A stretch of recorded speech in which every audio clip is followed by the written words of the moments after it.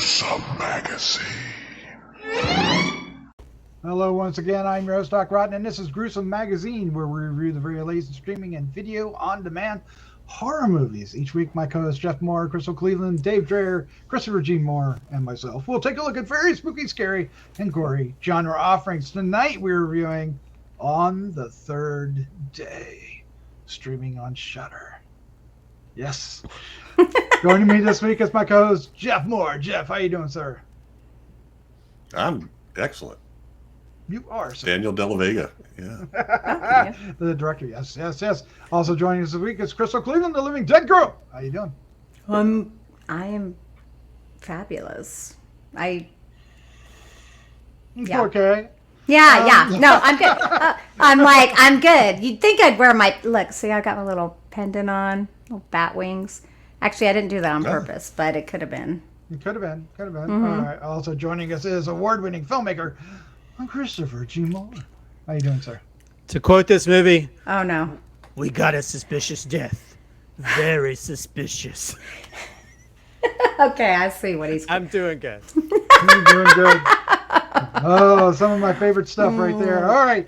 What we're going to do is review this film. We're going to give our first impression. That will be spoiler-free, folks, because this movie's got spoilers. Ooh. And then we'll dive into discussion. That will be deep, and we will get into the spoilers of it, because we're going to have to get into the discussion. And then we'll wrap things up with our final thoughts, our score, 1 to 5, and our favorite scene. Oh, boy. And we hope you enjoy not only this review, but many others that we have on the site. And if you like what you see and hear, please hit the subscribe button, the like button, and share with a friend. And, of course, we want to hear your comments as well.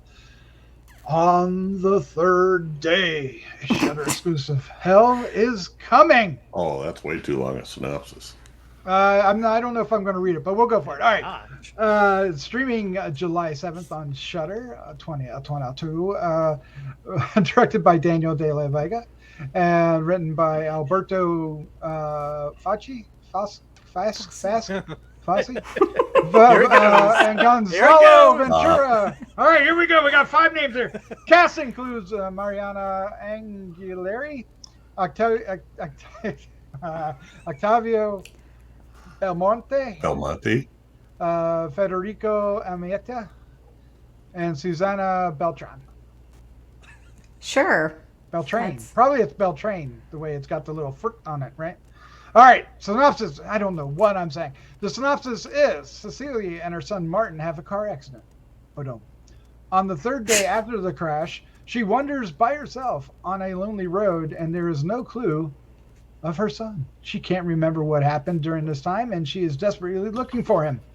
On her quest, she finds coincidences with her case and other police files, which seem to be acts of a brutal hunting. The circles go round, and Cecilia the circles go round. And Cecilia will end up facing a religious man who is responsible for this slaughter. For her, he is a lunatic. For him, Cecilia is the enemy. Oh my God! I wish they had come to me. I could have written this so much better and so much more concisely. Oh, that's killing me. 3 days long. It is, no, but it's not. It's just. Yeah, they should have just simplified it. They didn't need to put, and then it's really not even clear. Oh boy, that is disappointing. Don't worry about that. It's okay. But at some point, they also give things away. So. Sort of, no. All right, let's get into our first impressions, which will be spoiler-free. Far more spoiler-free than that synopsis. Crystal, what was your first impression of On the Third Day? Okay, so unlike the synopsis, I loved this movie. Let's see, how should I put this? Okay, so the cinematography is just stunning, gorgeous, beautiful. They do all these fun plays of light, and it is shot just so well. There's these wonderful, beautiful transitions. Like I was talking about one like with the glint in her eye, and then it becomes the moon, and I was like, so some of it was actually legitimately like breathtaking to me. I felt like the actors were phenomenal. One character kind of transitions throughout, and like she almost looked like a totally different person in different scenes, and I was like, they did such a great job on her and making her seem different. I enjoyed the story. I understand how some people could maybe not like it. I mean, it's a simple story and it is told out of order. So it could be a little confusing, but I was completely able to keep up with it and understand it. I love that they added some myth and lore to one of my favorite types of Monster. Yes, like I was like, that's awesome. I loved it. I will say some of the dubbing was disappointing. Delicious. Oh, Disappointing. That's the only complaint that I would have about this movie. Actually, it was more so in the beginning. Some of the voice actors were truly horrible. I mean, truly horrible. Like, unfortunately so. However, I just tried to look past that and watch the movie and, listen to what it was saying. And as soon as I like kind of got past it, I was like, okay, no problem. And I was fine with it throughout because there's so much just like beauty to this. And I loved the story. And they did something in the story that normally would just turn me off and make me hate a movie. And it didn't. I don't know. It just worked. So very nice. yeah, I probably am praising it too much, but I really did enjoy it. Sounds like Jeff, sir. What was your first impression of On the Third Day? Well, it's probably similar. I like this a lot, but it took me a while to come to it. I've watched this 3 times. Oh wow! Three times, Jeff. Well, Good for I you. watched it once right off the bat when we got the screener because I'm a fan. I really liked White Coffin, which is another film by this director. So I was anxious to see this. However, when I watched it the first time, the dubbing it turned me off so much. I sent Doc a message saying, is there a way to get this in Spanish with subtitles? And the answer was no. So as I'm watching it, I'm sitting here thinking, I think this is a good movie, but I'm having a hard time getting over this dubbing. I'd say, I don't know, 50% of it was just terrible. And I think was the voice actors. I don't know. I don't know exactly what it was, but it took me out of it. So the other 2 times I watched it, then I was determined to watch it and ignore issues with that. And I think I managed to get by that. And I liked it a lot. I thought it was a heartrending story with some new lore added, as Crystal brought up. I think the acting was pretty good, although it's kind of hard to tell because we're listening to the dubbing. The facial expressions and things looked good to me to bring the emotions off. But and I liked the way the story was told. It was kind of told in this, it says in the beginning that she can't remember, so we get pieces of it and we kind of double back as she remembers it, and I liked that. So anyway, and I liked it's linear, but it's not. at any rate, I liked this a lot. I enjoyed this immensely. Very good. Yay. And I'm hoping there will be. I'm really keeping my fingers crossed that there will be a Spanish version. When it gets, available. yeah, I'm hoping you get to see that version of it. You'll do it for the 4th time, sir. Christopher G. Mohr, what was your first impression of On the Third Day, sir? Yeah, hopefully if there's a like a subtitled version in the original language, definitely watch that version because the dubs in this, the little kid's like, "Hey, I drew a horse." It's like sound like an adult. And then there's like an old couple. Their voices are like, "Hey, are you okay?" It's like, what is going on here? And it does kind of throw you for a loop. It gets a little bit better as it goes along to some degree. But yeah, I think visually, I love my transitions. I love like things when they do all kinds of cool stuff with the camera. There's a lot of that going on in here. There's a lot of stuff with mirrors that really are kind of cool. Yeah. There's a lot of dissolving from one thing to another. There's like a really cool thing involving almost like a hypnosis session. That's really cool how they incorporate visuals into that to show flashbacks. So yeah, I think visually, yeah, this is one of the cooler films visually I've seen in a while. But some of the, and I do like the sort of the mythology part of it. I think going into this, I didn't know about the actual thing that we find out. Yeah.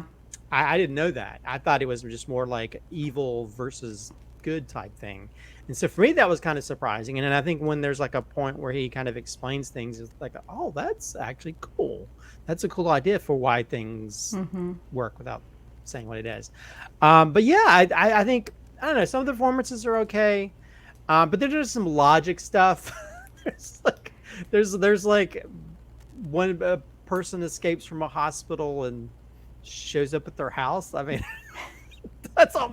I mean, where they just live right next to the hospital. I mean, things like that, kind of logic things, like doesn't make a lot of sense. And people leave their doors unlocked. They could just easily open up car trunks and stuff, just easily without unlocking it. So things like that were kind of bothersome. But I think overall, this film should be seen for the visual parts of it, because there's a really cool move into like a body in a mirror scene. I was like, that's pretty cool. I think movies like this make me as a filmmaker like, I want to rip that shot off. Do it. So I think visually, yeah, this film is like got all kinds of cool bells and whistles, they do a really cool visual shots, between scenes and shot. There's one part where they use like the Hitchcock zoom like several times throughout this film. One time between two different people. So I'm like, man, these people aren't playing. But but then I don't know. I think once the big baddie shows up, that's when it gets great. That's when it got disappointing for me. That's when it was like, oh, this looks, Agree to disagree. But anyway, I love the visuals of it. Good. Yeah, I guess you can get the hint because I was talking over Christopher. Apologies, but I love this movie.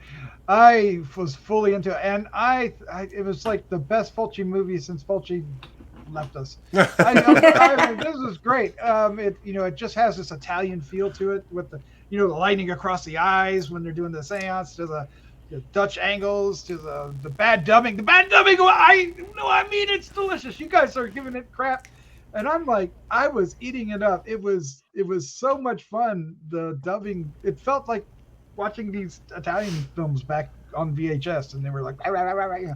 But anyway, I was surprised by the twist. I was expecting it to be kind of what they were selling it as in the first 45, 50 minutes of it. And I loved the lead actress. I thought she was absolutely fantastic. And the way you could tell something was going on by the change in her expression, just her eyes alone. And of course the lighting helped. They changed her makeup too, though. The lighting was changed too. Brilliant. Yeah, and there were things that were happening that as soon as there's something that happens that make me look back at the film I have already seen and go, okay, yeah, that makes sense now. And I love the bumbling. You gotta have a bumbling cop, right? You gotta, even though he's not really bumbling, he's more dubbed as a bumbling cop. And I don't know, this movie worked for me on all levels. I thoroughly enjoyed this. I had a great time, and even with, I know we're going to get into it in spoilers, but there is a something in this movie, and I enjoyed that too very much. Let's go ahead and get into it. I love this movie. Let's get into spoilers.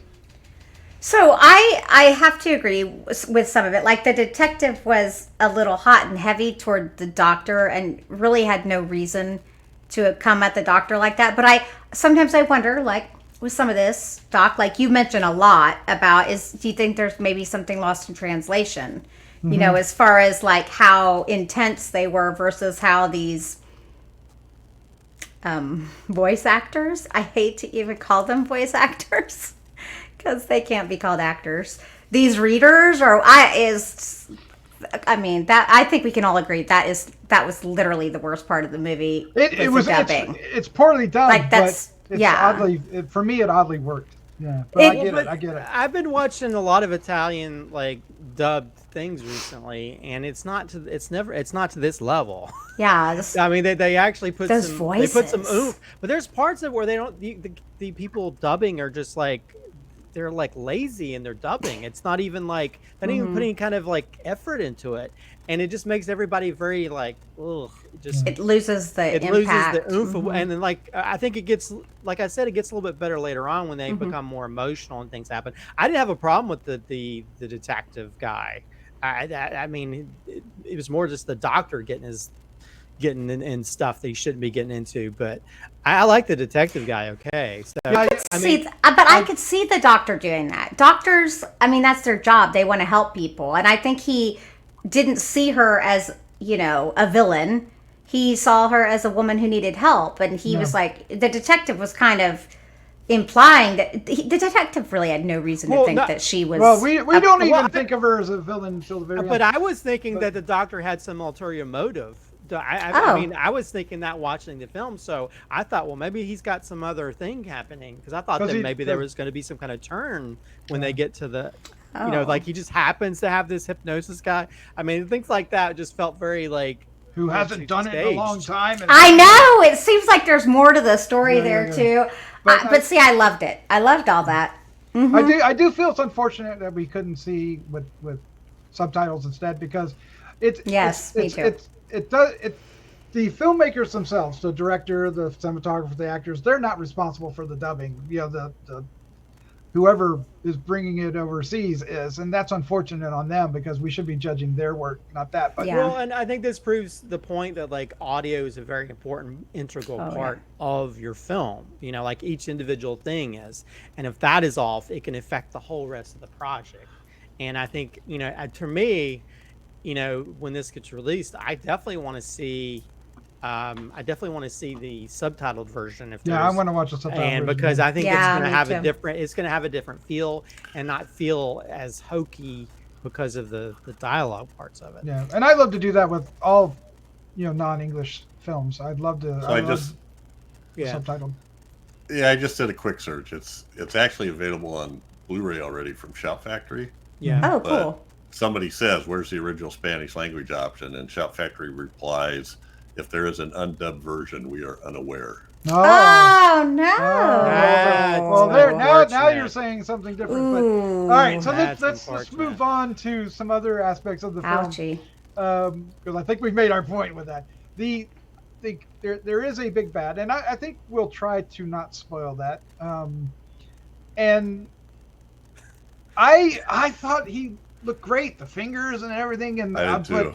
But he's not. He's okay. The first time we see him, I thought he was. It got better. I feel like the makeup. Well, the makeup did change, and it got a little bit better, or the lighting was better. But I'll tell you, if we're talking about effects, though, there are some great effects here. I mean, I thought that the burned woman looked awesome. Oh my God, that was great. She was really beautiful. So it was a little weak. I think he was a little too gray. I think, to me, that's the weakest point of the film. You know, I would rather have him in shadows. I think he just looked like he looked like a lot of the really crappy villain type things. I thought the makeup just looked like any other type of thing. You could have easily just found a silicone mask and throw it on your face. And a vampire, and it would have been that or zombie or whatever he is. Yeah, I'm just gonna say I didn't have a problem with it at all. I enjoyed it. Okay, but I was in. Okay, I Doc. I could see Christopher's point, because Christopher's not wrong. But I didn't care. That's what I'm saying. I didn't care. Can we get that in writing? I'm not wrong. Yeah, most of the time I agree with you, but that doesn't mean that I didn't. The movie was so good to me, I didn't give a F. Because I was like, all right, dude. I don't know. It was so beautiful. I thought it looked good. I liked it. Yeah. It was. I thought it was great. I thought it was a highlight. Yeah. No, I'm glad y'all did. No, I absolutely did. Yeah. Really? Yay. Yeah, I thought it was pretty. Yeah, I thought it was I think that was the worst part of the movie for me. Wow. Was that I think because I've seen it in so many other films, it just felt like it felt like we even watched the Knockout Game or any of those. I mean, it's all the same type of monster. There's nothing new to it. To me, it was boring. It was a boring look. And I've seen it so many times before. I mean, you go watch something like I can't even remember the name of it. Yeah, now, be careful what you say because I know. I just realized but I won't talk about it. But anyway, to me, I was more impressed by the ring type victim thing going on. Yeah, that was interesting too. Because when we get that first woman who dies, and her head's like on the back of it, it's creepy. It's really so creepy. awesome. And what a great way to present it through the mirror. That is Yes. my favorite. That's I mean, of all the crazy like shots, somehow the way they do the move into that is one of the coolest things I've ever seen. Yeah. I mean, I like that every dead body was the same. Well, except for, I don't want to give anything away. But Yeah. the whole thing about the chopping up the heads, I was like, oh, this is interesting. Where is this going? And then, oh, well, of course. And then, the mirrors play a huge thing in the entire. I think that's so brilliant. Yeah, I was like, and of when they course, play that's it, so yeah. cool. Mirrors. Yeah. It holds that mirror up, and that's where like the fingers came in. Oh my god. And then it was heartbreaking. The ending of it actually was. I Yes. thought The was last shot, okay, technically there's, an epilogue, but that last shot of her, all three of them, was like art, just beautiful, with like her tears coming down, and then I don't want to say too much, but because I really don't want to give anything away, but her holding and then him behind her, I was like, that's just. It's very giallo. Like Well, and also I feel like it owes a little bit of homage to Don't Look Now too, with the visions of The little red boy. red raincoat. The red raincoat, but yeah. yeah. I mean, there's a lot of influences, like you said, The Ring, Exorcist for sure, right? There's a lot of possession in this. Yeah. Twist. But but the seance scene, like, I don't know. You mean the hypnosis? The hypnosis thing. scene. But I don't know what it is about, like those kind of. I love the eyes. Oh my god, it's so great, right? I get off on that stuff though. It's silly, but Well, they did all these love it. different cool transitions between faces and like the light over the eyes and the back and forth where we go from flashbacks to the current and her head being in the shot. I mean, the way they incorporate all that stuff was just beautiful and gorgeous and the pure unadulterated cinema and how they created some of that stuff to make you put in the mindset of like being in this sort of realm of hypnosis and how that's working on her. And I think that's probably one of the stronger parts of the film is when they're doing that and when they're just having fun just creating all these visuals. I was like, I mean, for me, I was like, oh man, I want to.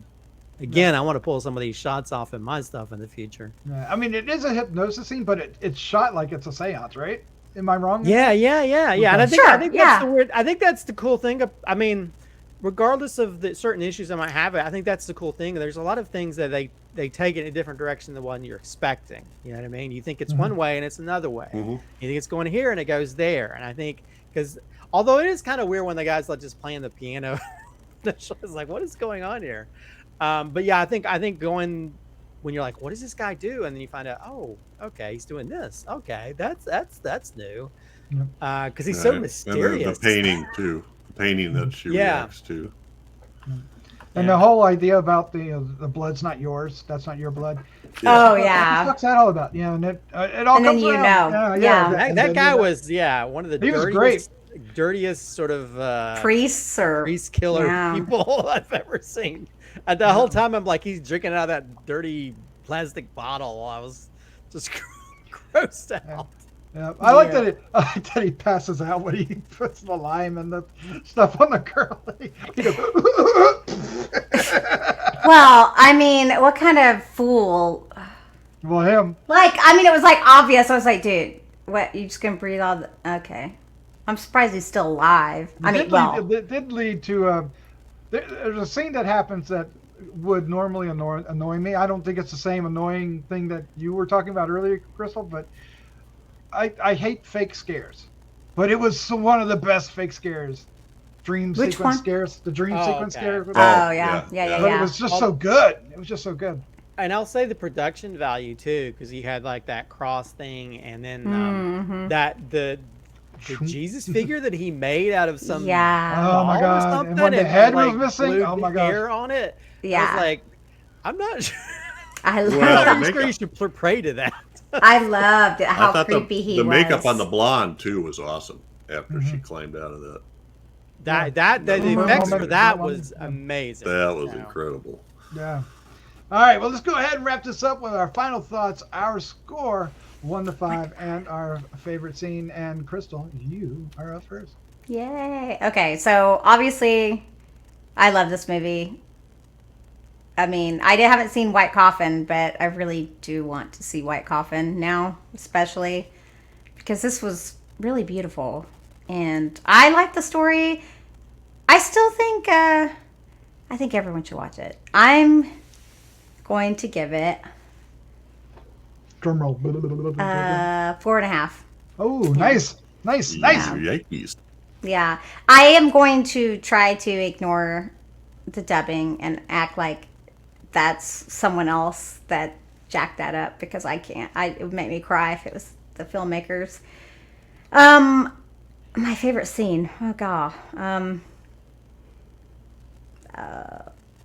Which one do you choose? Yeah, it has to be him showing her the mirror and explaining The mirror. the mirrors, because I like, I mean, there's so many other scenes I could choose visually. There's a lot of them, but when, I mean, my jaw went, that's awesome, that's brilliant. I love things like that. It's simple, it's silly, but it really got to me. So, and I like the way she reacted too. She got so angry, and I think she did a fabulous job there. And I like how there was some interplay between him and her. He was just so matter of fact and like, eternity has its price. Here you go. Love. I didn't want to be alone. There you go. So, yeah. Well, he's trying to make a slew of them, but that other guy kept whacking them heads off. Yeah. All right, Jeff Mohr, you're up next. Your final Whacking them thought. heads off. Final thoughts, your score and favorite scene.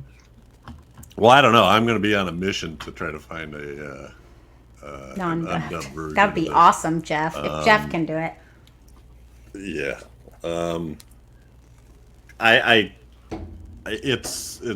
don't understand. One of the producers is Del Toro Films. I don't know why they would do that. So, I'm going to give this a good score, but I'm really irritated with the dubbing because it's to the point of being hard to get past, I think. But anyway, if you can get past this, I think it's an excellent movie. It looks great. It's got lots of twists and turns. I like the way it's told. It's not linear, but it makes sense in the way that it's presented and how it comes back to her memory. I'm going to go 4.25. Yay. And I'm going to take the scene in the basement where she's remembering and seeing what all's already happened. Oh, yeah. Starting with when we see the shadow in the corner, I guess. The shadow in the corner. Very Or is good. that? No, that's right. Yeah. You're right, Yeah. you're right, You're right. Oh, Christopher G. Mohr, sir. Your final thoughts, your score, your favorite scene on the third day. First of all, I think it's a travesty that we don't have a non-dubbed version because whoever the dubbing for this film needs to be fired. All the voices need to never ever voice a character again because this is really, I mean, it gets a little bit better as it goes along, but it really takes away from the film, And I just finished trying to do audio stuff for my segment for a film I'm doing, and I'm very particular about that, and so I was like, sometimes it doesn't bother me much when you're watching like Italian films and stuff, but this one they didn't. There's like no effort made whatsoever, and that's sad. But I think luckily you have some really amazing visuals in this film. You have some interesting ideas, some interesting new takes on mythologies for horror stuff, and I think that's the biggest selling point for it. I'm not a big fan of the big baddie at the end. It doesn't work for me. It's like every other sort of like shrouded, shrivel face horror character that we've seen a million times. That looks like one of those masks. Just quit making horror movies because we Well, but it just seems like a mask, the silicone mask you can buy off Amazon Prime. So it does not really. But you have all this other effort, like there's a melted victim that's amazing. There's the scary faces and other things that work really well. But again, the huge strong point of this is the visuals. The cinematography on display here is mind-boggling in parts, just based on just not only just how they pull off certain shots using just movement of camera, changing the focal length. There's a lot of melding of images from one image to another, where there's like a moon going into her eye, or there's an overhead, when the people are driving, and there's so many different things where they incorporate a lot of moving images and meld them together that it's cinema at its greatest when it comes to visuals. I had a few issues with some of the story stuff and the logistics. Like I said, I'm going to escape the hospital. I guess my house is next door. And how does the good guy know where to find the bad guy? I mean, there's like things like that don't make a lot of sense. But again, the visuals kind of make up for a lot of that, the lack of logic or logic sense. So I'll give it a 4 out of 5. I mean, I think visually, I think it's nice. Visually, I think that's the reason, I give some films a higher rating just because of the visuals. Even if I don't agree with the story, I don't like certain elements. If the visuals wow me, I'm all for it. So I think the visuals are the biggest selling point for this. Yay. And it does some really cool stuff that, again, if it makes me want to pull off a shot, you've done a good job, at least for me. As for favorite scene, I'm going to have to say the hypnosis scene. I just thought that Sorry. I was like, wait a second. I just thought the hypnosis scene was the sort of the pinnacle of the use of the visuals to go along with the atmosphere and just the back and forth. It's just like it's a cauldron of cinema goodness, that one specific scene. It works so well in what they're trying to pull off, and I think I mean, the visuals in this are just the biggest reason to watch this film. So that's my favorite scene. There you go. Yeah, that is my favorite scene. I'll pick another, but that is my favorite scene. Sorry. I didn't really know a lot about what I said, okay, great, an exorcism film. Let's go watch this. I love it. It's great. I really like the cast in this, even though we don't get to hear their voices, and I'll talk about that in a second. But I think their physical performance, at the very least, especially our lead, is really fantastic. And I was going to call him a Van Helsing character, but that's being unfair. But it's just, I don't know. I was totally mesmerized by this. I was totally into it, and it won me over. Like I said, this is the best Fulci movie I've seen in decades. I really think it feels that way. To me, it felt like watching an Italian film for a lot of it. From the lighting to the storytelling, and for me, the dubbing. I mean, I know, yes, it's bad dubbing, but for some reason that really worked for me, and I can't tell you why, but I was totally into it.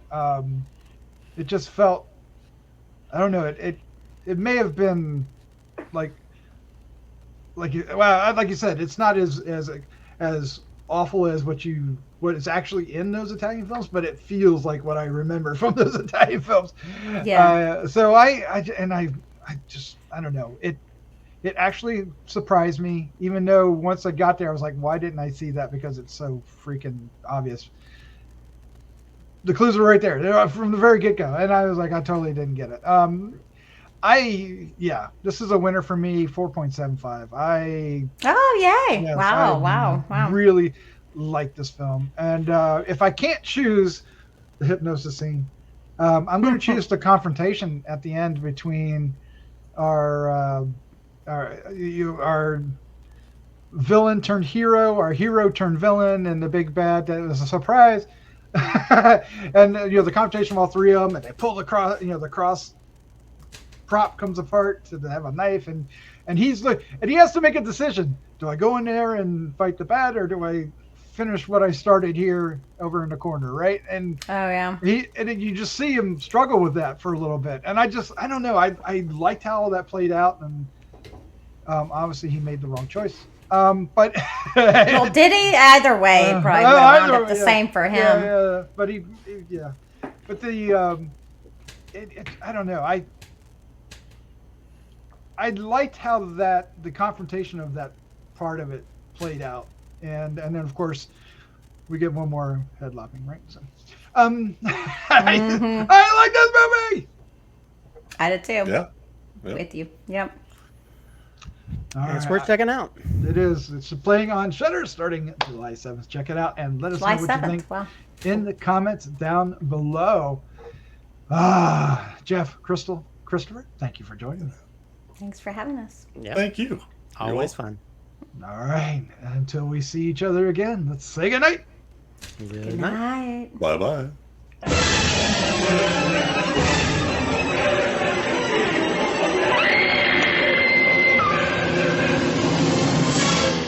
Gruesome Magazine.